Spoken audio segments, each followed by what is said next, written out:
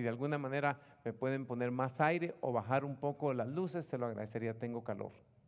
Estamos en medio de una serie que se llama Instrumentos de Justicia y hoy queremos hacer una pauta para realmente hablar cosas importantes para el reino de los cielos. Y el título de esto es Conversaciones cruciales en el cristianismo. Iglesia, y esta palabra se va a ir expandiendo porque ustedes van a agarrar esta palabra y la van a hablar con otras personas y así sucesivamente. Va a ser como algo expansivo donde muchas personas se van a enterar de esta palabra por causa de cada uno de ustedes, porque ustedes son sembradores de semillas y ustedes son segadores de vida. Sembradores de semilla y segadores de vida. Esa es la persona que predica el evangelio, que ministra el evangelio y que enseña lo que Dios les ha enseñado en las prédicas. La palabra conversación crucial la usan los médicos cuando hay un problema muy fuerte, sobre todo de mala práctica. Entonces ellos tienen que tener conversaciones serias, ¿sí? Son conversaciones difíciles, incómodas, controversiales, pero es necesario ser honesto, transparente. Y estas conversaciones las vamos a aplicar hoy y las necesitamos aplicar para el cristianismo. ¿Por qué, iglesia? Porque Dios nos está demandando. Dios tiene expectativas acerca de nuestras vidas. El tiempo que estamos viviendo, la iglesia en el tiempo de hoy necesitamos ponernos serios respecto a nuestro llamamiento. La última prédica yo prediqué acerca de cómo manejar las expectativas, managing expectations. Y aquí hay un secreto en la vida, se lo repito, todo conflicto aquí en la tierra es el resultado de expectativas sin cumplir. Unmet expectations, como dicen en inglés. Todo conflicto, sea un conflicto familiar, entre amigos, sea un conflicto geopolítico entre los Estados Unidos y Corea del Norte, tiene su origen que hay una expectativa que no se resolvió. Unmet expectations. ¿Se entiende? Unmet expectations, los jóvenes, los que hablan inglés, expectativas sin cumplir. Cuando nos encontramos discutiendo en nuestra casa, porque el hombre le gusta que la casa esté fría y la mujer es muy friolenta y le gusta que la casa esté más calientita, y puede haber discusiones por eso. ¿Por qué? Porque los dos tienen expectativas de estar cómodos en sus casas. Y una expectativa no se está cumpliendo. Uno tiene mucho calor o el otro tiene mucho frío. Y a veces discutimos por cosas tan triviales como el control remoto. A mí me gusta ver este programa y a mi esposa le gusta ver esto y a mis hijos les gusta ver esto. ¿Por qué? Porque cada uno quiere un tipo de entretenimiento que le gusta. Entonces, todos los conflictos en la vida tienen que ver con alguna expectativa no cumplida. Esto es sabiduría. Cuando te encuentres discutiendo con X, Y o Z, pon una pausa y mira cuál es la expectativa que no está cumpliendo en ti y en la otra persona. Y vas a ver que vas a resolver el asunto. Tienes que ir a la raíz, porque a veces nos herimos y hablamos en la carne y peleamos y sacamos la espada con el uno con el otro y estamos como en la película del zorro. Hey, un momento. ¿Por qué está mi esposa pidiéndome, alegándome? ¿Por qué está mi esposa discutiendo tanto conmigo? ¿Cuál es la expectativa que no se está cumpliendo en su vida? ¿Es una expectativa real? ¿Es una expectativa irreal? ¿Será que quiere un palacio y yo no tengo el dinero? ¿O es una expectativa real que quiere que yo pase más tiempo con mis hijos? ¿Alguien está entendiendo la prédica de hoy? Expectativas no cumplidas. Entonces, todos los conflictos en la vida los puedes trazar a la raíz que alguna expectativa no se está cumpliendo. Si tienes un hijo que te está dando problemas, un hijo rebelde, un hijo que el año pasado le costó sacar buenas notas, hay que ir a ver cuáles son las expectativas. Unmet expectations. Leave a void in the heart of your child or the mother or the father. Y por eso que discutimos, peleamos. Nadie está loco por pelear o discutir por pelear. ¿Sí? Unmet expectation.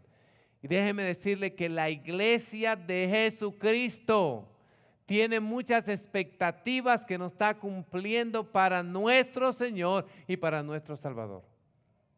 Le pedimos, queremos su presencia, rompimiento, bendición, pero no estamos cumpliendo las expectativas de Cristo. Sobre todo las expectativas de ir y predicar el evangelio a toda criatura.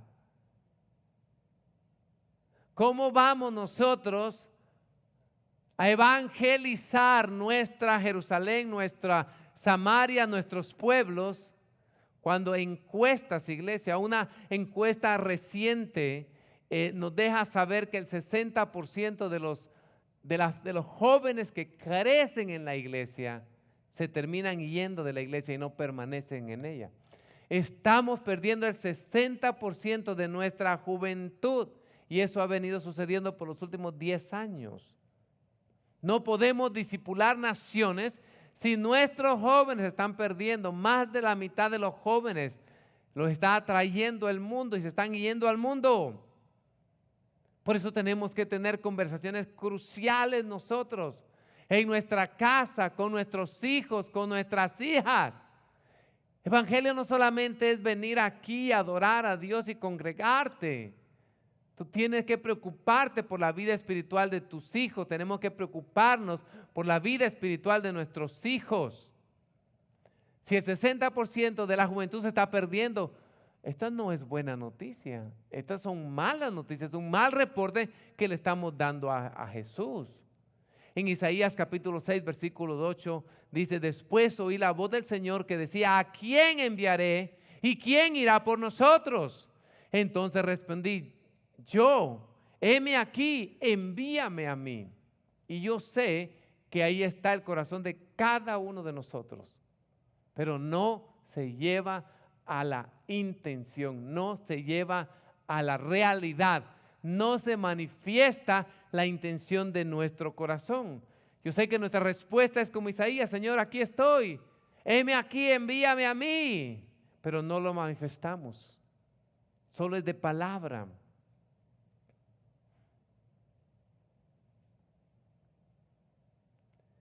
Hay un fenómeno en el cristianismo occidental aquí en las Américas, que estamos teniendo un cristianismo sin Cristo, un cristianismo centrado en nuestras necesidades, en nuestros deseos, en sentirnos bien a nosotros mismos.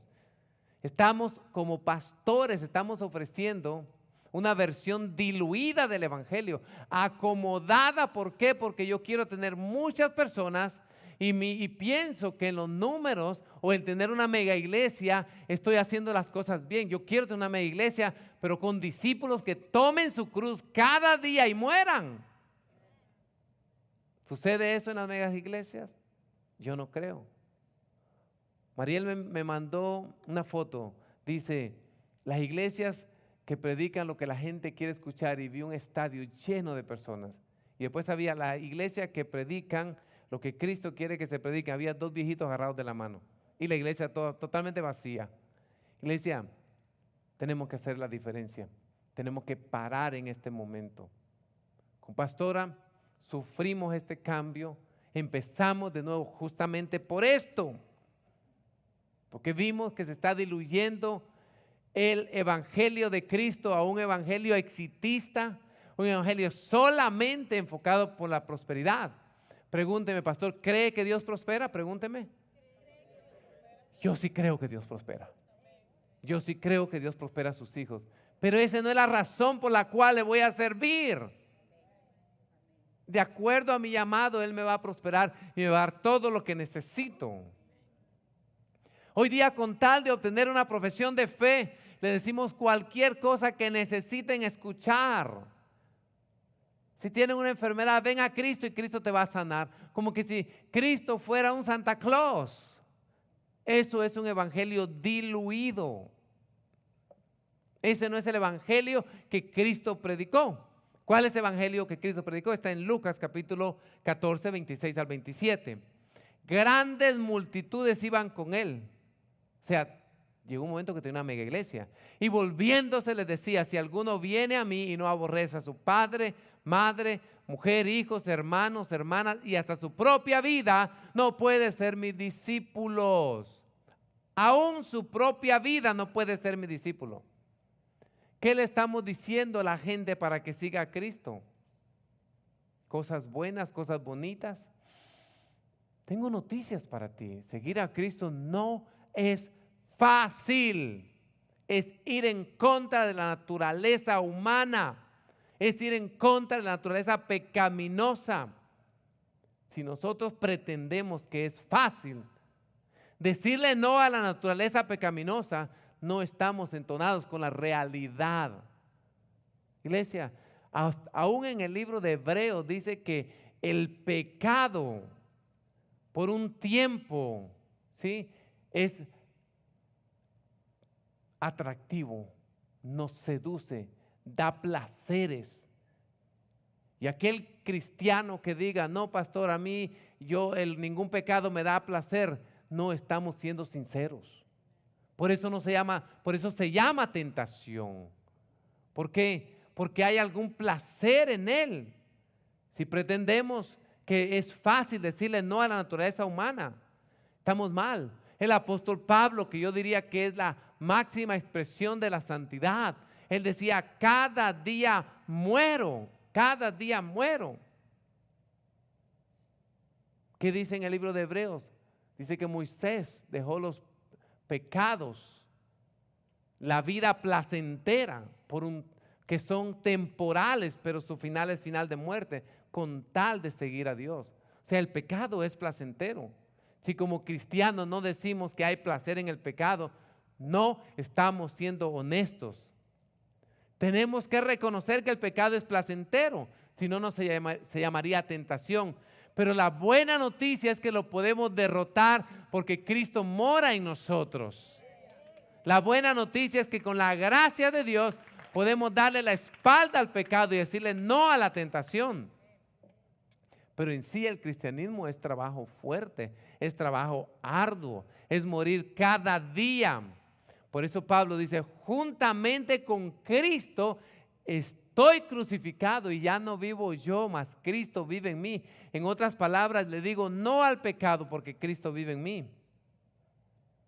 Iglesia, se toma esfuerzo seguir a Cristo. Que me estás viendo en televisión, no es fácil el cristianismo. Yo no quiero predicar un cristianismo fácil, porque son muchos los que entran y son más los que salen. Y toda la vida voy a tener un círculo de personas que vienen, se desencantan por el cristianismo que yo les estoy presentando, que no es el cristianismo que Cristo predicó. Pero hay verdaderas personas que quieren ser discípulos de Cristo y dice, pastor, predíqueme de la cruz, predíqueme de la muerte, porque sé que hay un Pentecostés después de la cruz. Y quiero vivir en gloria, quiero vivir en santidad, quiero edificar mi casa sobre la roca, no sobre un evangelio diluido. ¿Alguien está acá? Un reporte de Global Christianity, de Cristiandad Global, reportó que en el 2016 90,000 personas murieron por causa de su fe. 90,000 cristianos literalmente dieron su vida, fueron mártires. ¿Predica eso en la iglesia? ¿Será eso una prédica muy bonita? ¿Masajeará las emociones de alguien eso? Decirle, tú puedes dar tu vida. ¿Me entiendes? Iglesia, y también la cruz significa reconciliación. Y hoy los espíritus que se están moviendo en los aires no es de reconciliar, es de separación. Todo lo que estamos viendo, el grupo de supremacía blanca, supremacía, nada de supremacía, el nombre tienen bonito. Pero muchos de ellos son cristianos, neonazis, muchos de ellos son cristianos. Black Power, muchos de ellos son cristianos. La ideología mental puede más que el Cristo que está dentro y no nos une. ¿Te das cuenta que no son verdaderamente cristianos?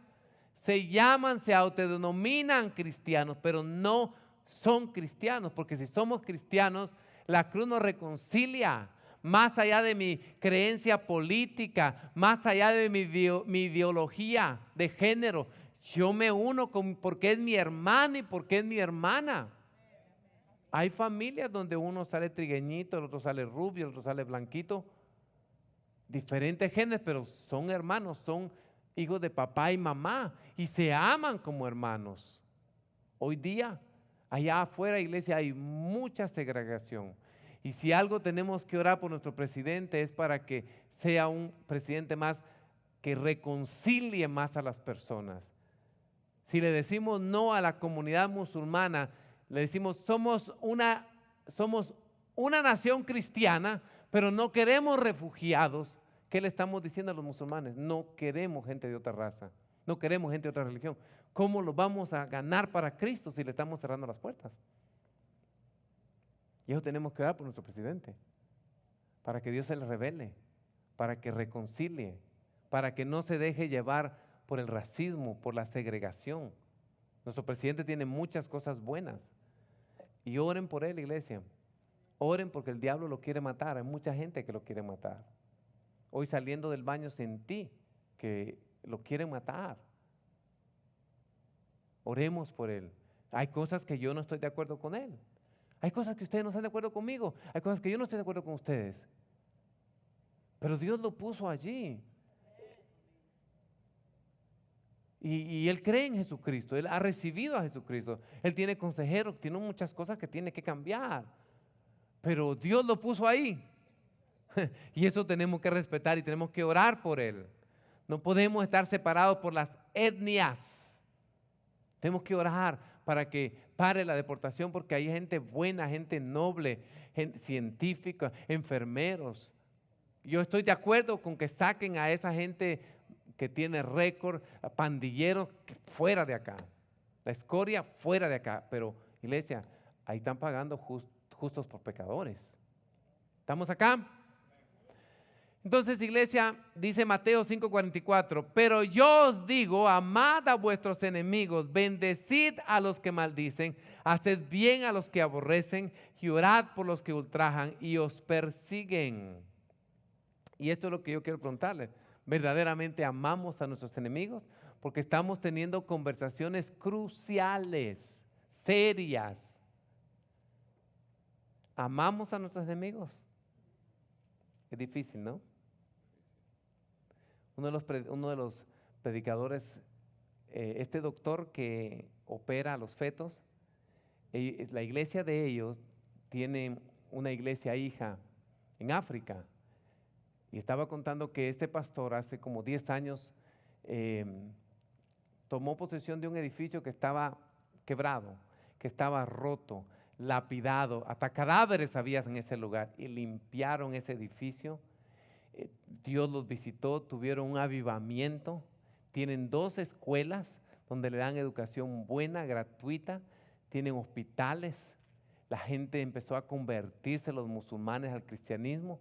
De repente, el gobierno de ese país le dice, ustedes tienen que pagar $65,000 americanos si quieren quedarse en este lugar. Estamos hablando de un centro de avivamiento, donde están dando alimentación, donde están dando educación, donde vidas están siendo transformadas en la ciudad de Zambia. El gobierno les pide $65,000 o les quitan el permiso, les cierran el lugar. Un lugar donde las personas ganan $300 al año.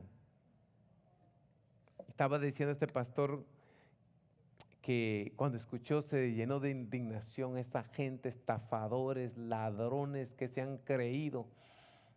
Y vino otro pastor y le dijo, ¿qué tú crees de Mateo 5:44? Donde Dios dice, ama a tus enemigos. Y lo puso contra la pared.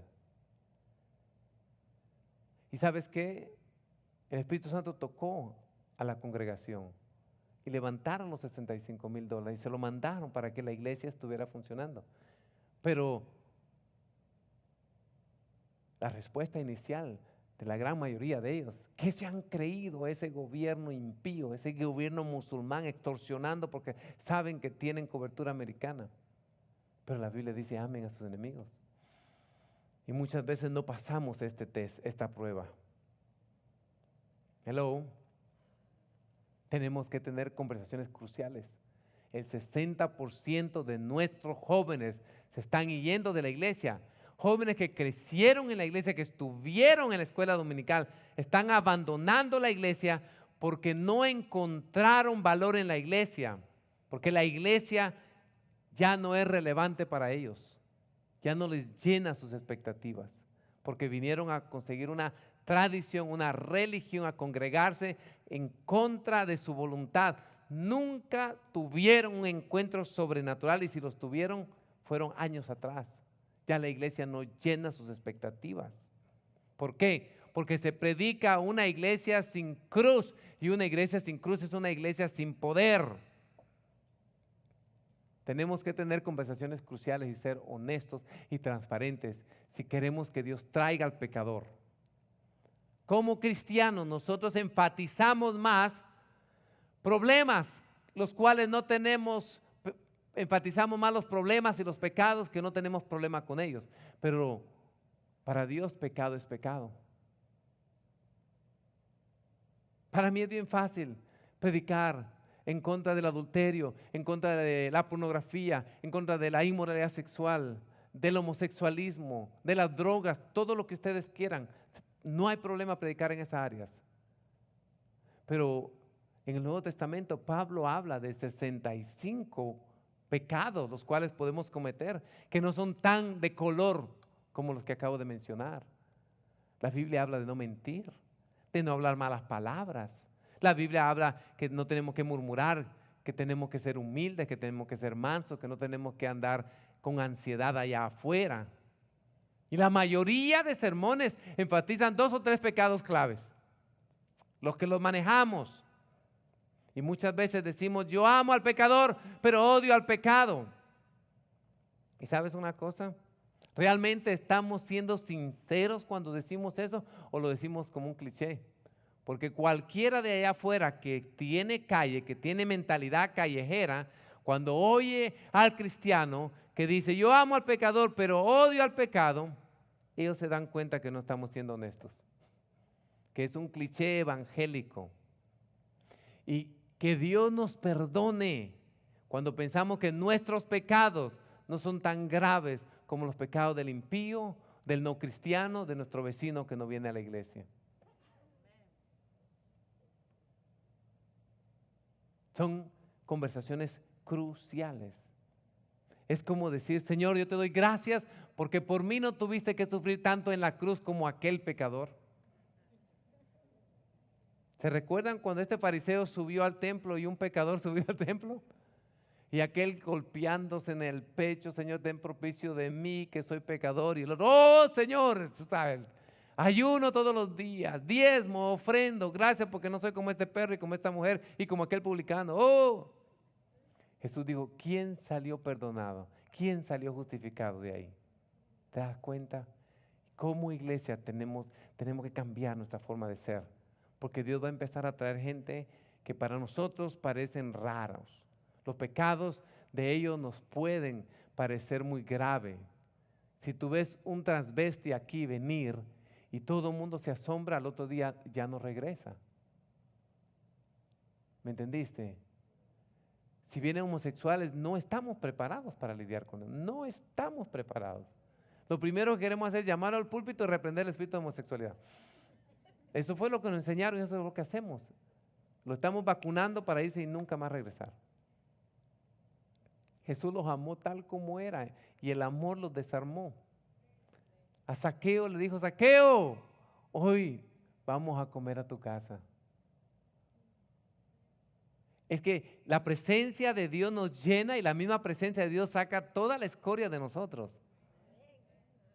Si ellos te dicen, ¿qué necesito? ¿Cómo puedo dejar esto? Pues nosotros le damos los rudimentos, pero la gran mayoría de veces es el mismo Espíritu Santo que los libera.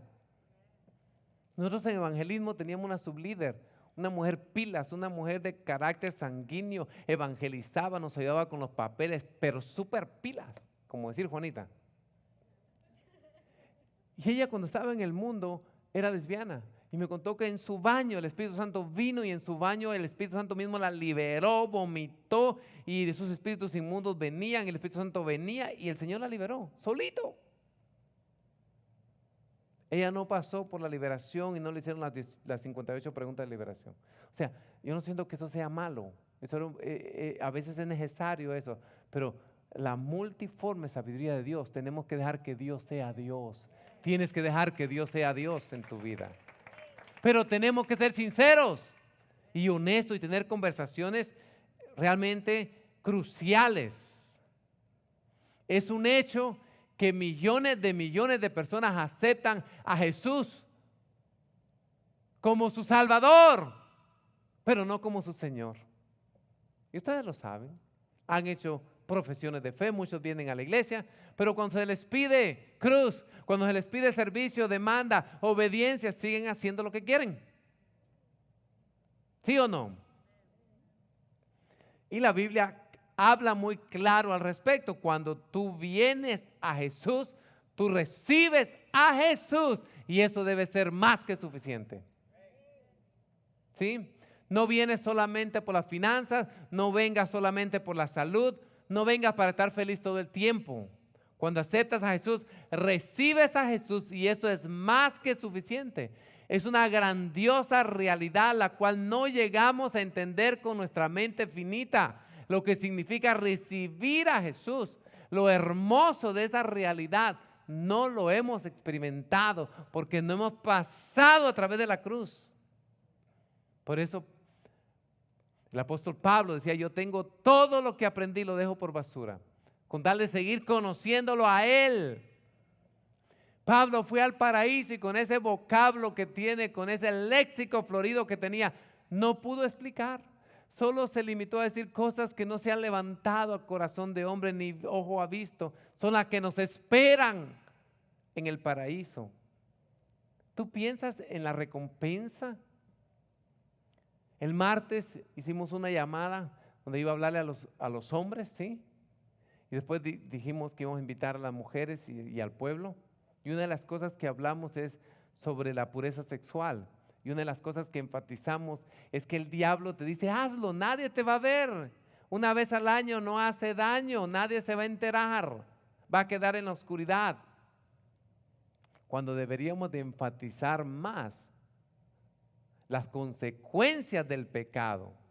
Y empecé a enumerar, si un esposo cae en un pecado inmoral, todas las consecuencias, vergüenza para sus padres, desconfianza eterna con su esposo, sus hijos ya no van a recibir de él, puede destruir su matrimonio, se va a sentir sucio con él mismo, mal ejemplo para la familia de la fe, mal ejemplo para los de afuera, y la lista es terrible.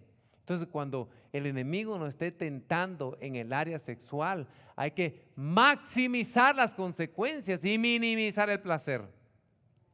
A este botón lo subes y a este lo bajas, porque el enemigo te dice, mira el placer, mira esto, nadie se va a dar cuenta, estás deprimido, estás cansado, una canita al aire, no te va a pasar nada.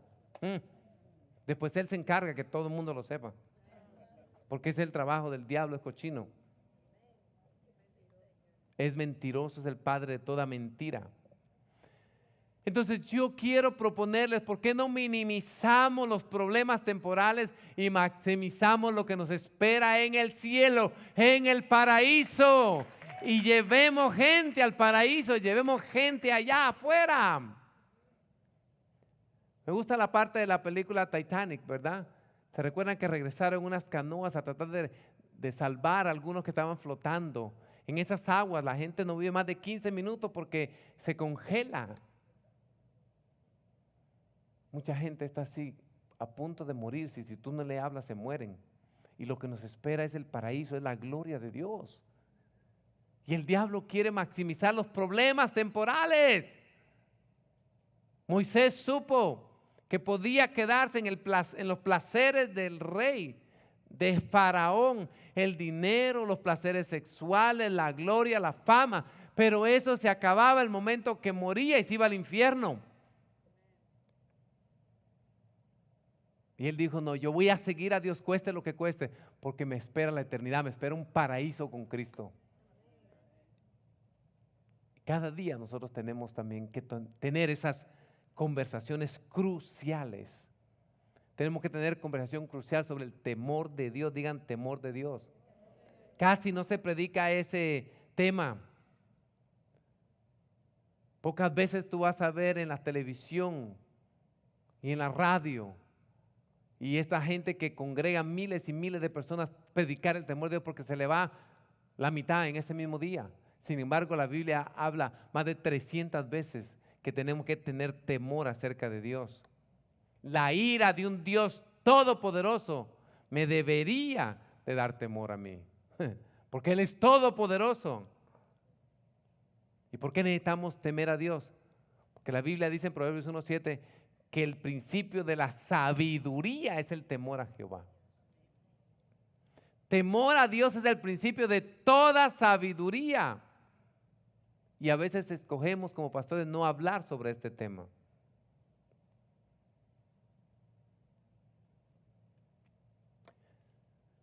Los no cristianos son más escépticos a congregarse porque piensan que nosotros somos irrelevantes. Los jóvenes están desertando la iglesia por muchos factores, pero el mayor de ellos es por el crecimiento del humanismo. Diga humanismo. Hace 20 años cualquier profesor de universidad respetaba tu creencia. Si querías seguir a Cristo, los podías seguir sin ninguna oposición.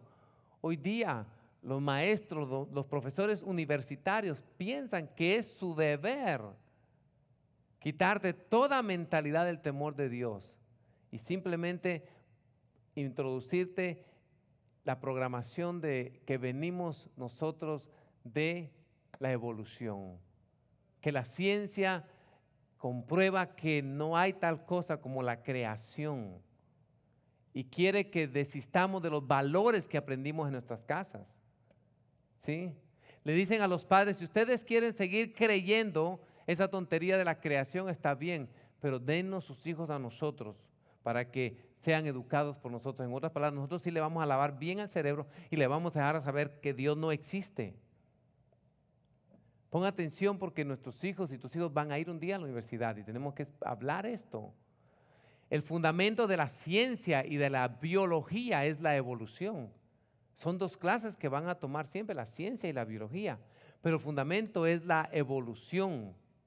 Son dos materias importantes que niegan a Dios como fundamento, como creador de todas las cosas. Cuando tus hijos entran al high school, les enseñan un video donde dice que la fe en Cristo va en contra de la ciencia. Y muchos de ellos le creen más a los profesores. ¿Saben por qué? Porque nuestros jóvenes no han aprendido a defender su fe, no les hemos enseñado. Hay una deficiencia, no han aprendido adecuadamente cómo defender su fe. Primera de Pedro 3:15 dice, sino santificad a Dios en el Señor en vuestros corazones.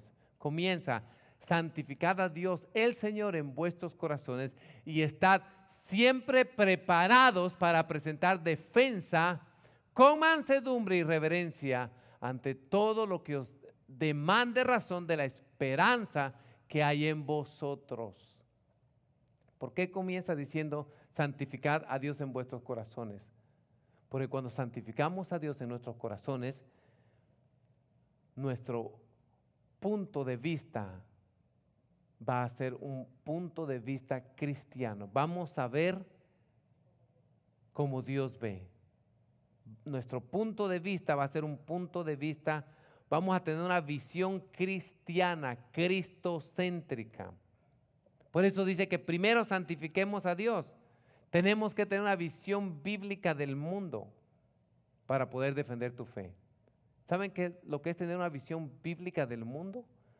Todo lo que somos, todo lo que aprendemos, todo lo que sucede tiene que estar de acuerdo con la palabra de Dios. Tu visión tiene que ser bíblica, no personal, no ideológica, no lo que está diciendo el profesor de la universidad o lo que está diciendo el político de moda. Nuestra visión del mundo, nuestra visión global tiene que ser bíblica sobre todas las cosas. Tenemos que preparar a nuestra generación a defender nuestra fe.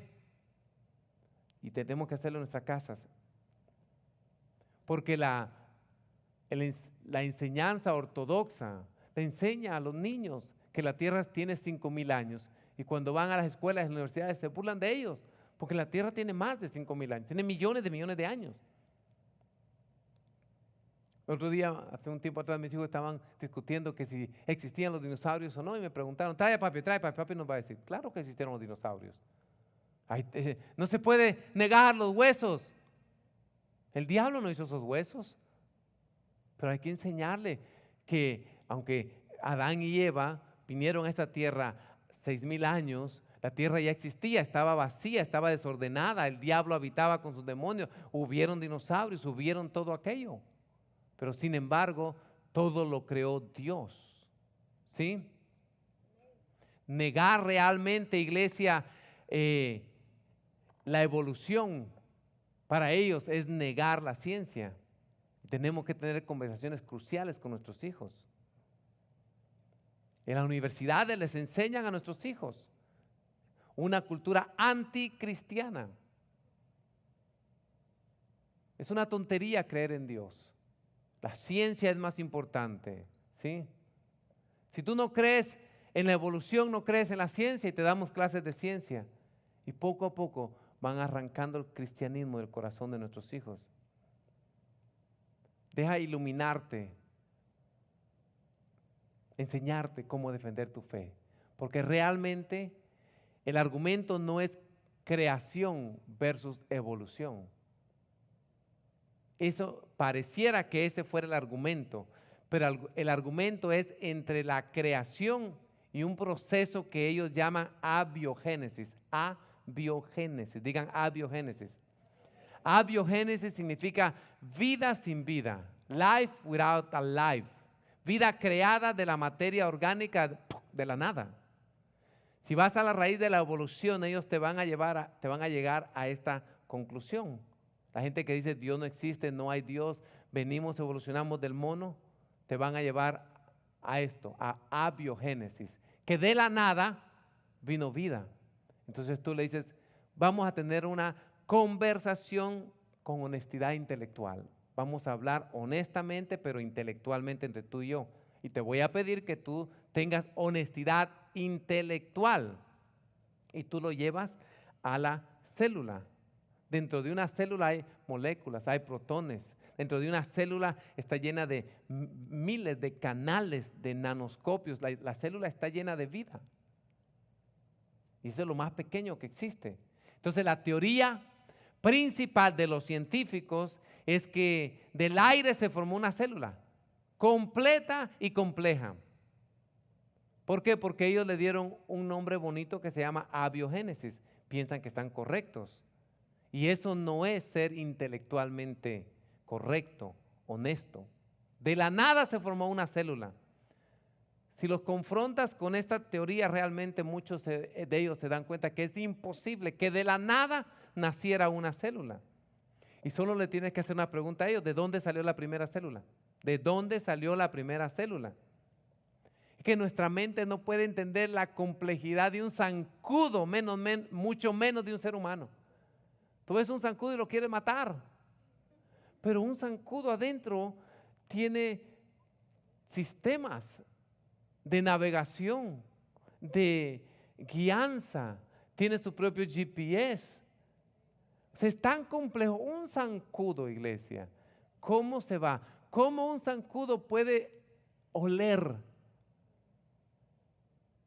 y saber que hay sangre de tu aliento, de lo que sale de ahí, y por ahí se dirige y se cuela por un huequito de afuera y se mete, y cuando tú menos lo sientes te pone anestesia? Te pone anestesia y te mete un barril y te toma tu sangre y se va, y después tú empiezas, me pica. Esa es la reacción de la anestesia que te puso, que ni lo sentiste. ¡Un zancudo! Imagínate la complejidad de un ser humano. Y esos científicos engañan a nuestros jóvenes. ¿Por qué? Porque nosotros no les enseñamos. Juanita, ¿tú sabes que tú tienes 10 trillones de células en tu cuerpo? Y cada célula tuya tiene 20 gigabytes de información genética.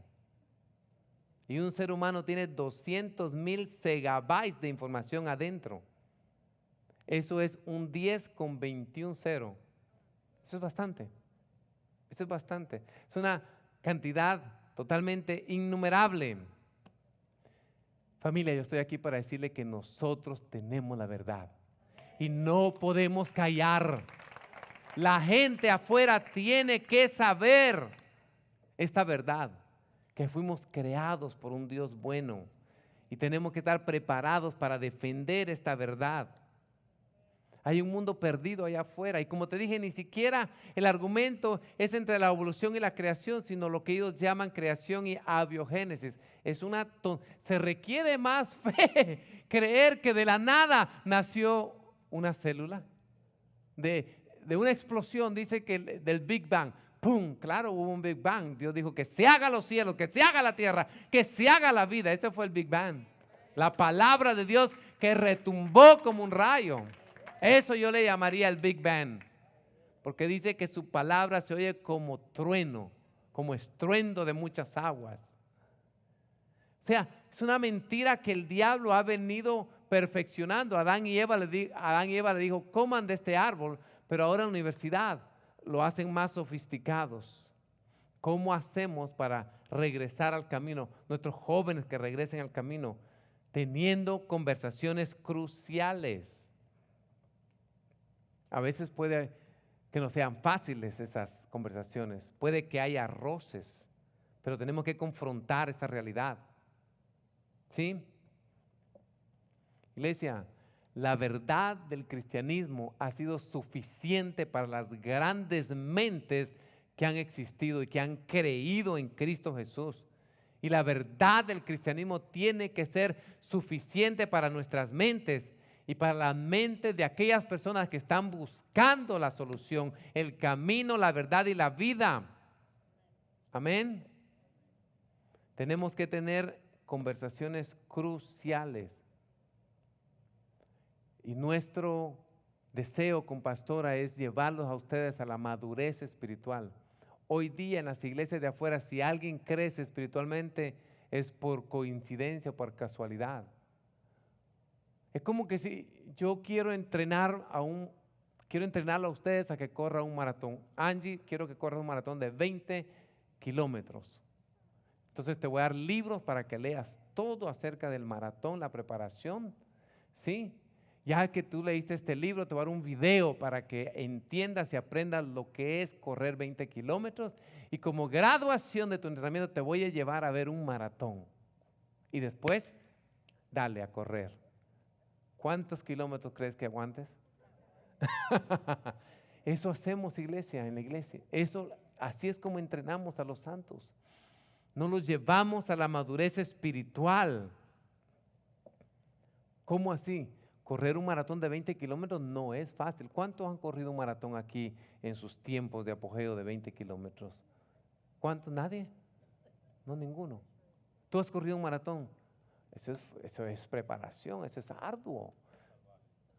Llega un momento donde dicen los maratonistas, you hit the wall, pegas con la pared cuando ya no tienes más fuerzas, cuando te da dolor en el hígado, pero tienes que seguir y tú tienes que seguir y tú tienes que seguir. Y de repente, no sé, sale fuerza, empiezas a correr no con las piernas, sino con el corazón. Lo mismo es el cristianismo. Si yo les digo a ustedes que ser cristiano es fácil, no lo estoy preparando para el maratón. Es mucho trabajo, es ardua labor. Job dice, yo hice un pacto con mis ojos para no desear la doncella de mi casa. O sea, muchas veces no tenemos que morir cada día, sino cada hora. Los ataques del enemigo son tan terribles que cada hora tenemos que ir a la cruz. Iglesia y las personas que nos están viendo por televisión, tenemos que tener conversaciones cruciales con nuestros hijos. Preguntarle, anda a tu casa hoy y pregúntale a tu hijo, a tu hija, ¿has recibido a Cristo como Señor y Salvador? Y si te dicen no, predícales a Cristo. Pregúntale a tu hijo, ¿tú tienes una visión bíblica acerca del mundo? Y te dicen no, explícale, enséñale. Causa que tu hijo, que tu hija nazca de nuevo. Tal vez vino a la iglesia y tú piensas que es cristiano, pero no lo es. conversaciones cruciales. Mira lo que dice Filipenses 4, 11 y 12.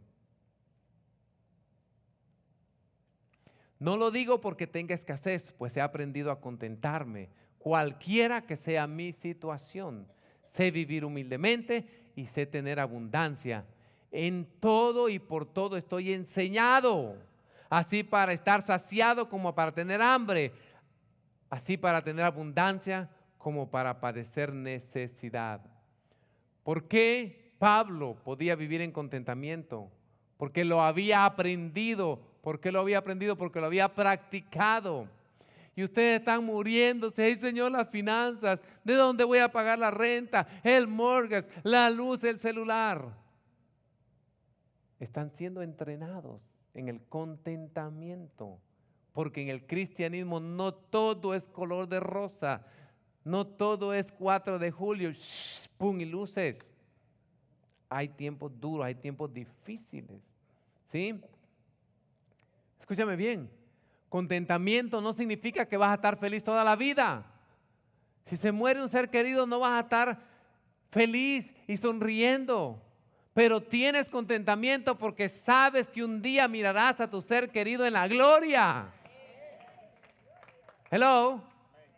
Contentamiento significa que yo creo lo que la palabra de Dios dice y pongo mi confianza en la palabra de Dios. ¿Hemos nosotros aprendido a estar en contentamiento cuando las cosas nos salen bien? Cuando estamos pasando un tiempo de mala racha, cuando estamos pasando por el valle de sombra de muerte.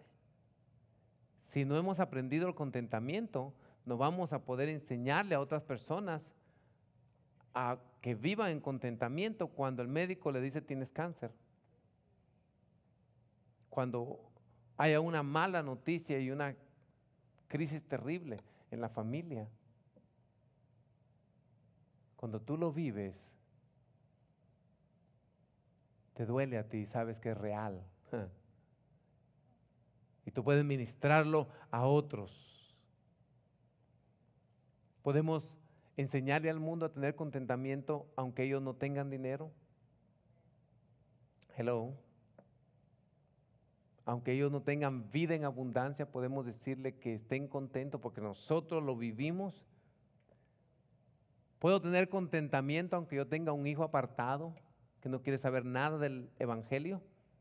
Seguir a Cristo no es fácil, pero déjeme decirle que no hay una mayor recompensa y no hay nada más mejor que yo desearía de hacer que seguir a Cristo.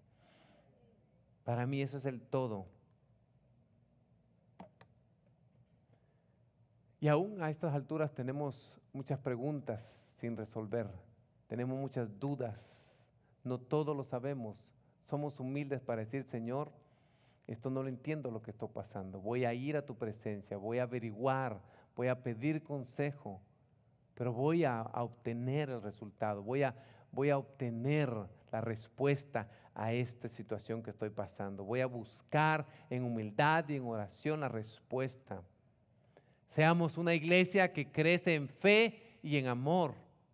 Seamos una iglesia que amemos a Cristo con todo nuestro corazón. Seamos una iglesia que cause que el cuerpo de Cristo crezca y se expanda. Seamos una iglesia que caminemos con la mente de Cristo y seamos una iglesia que aplica la palabra de Dios todos los días. Amén.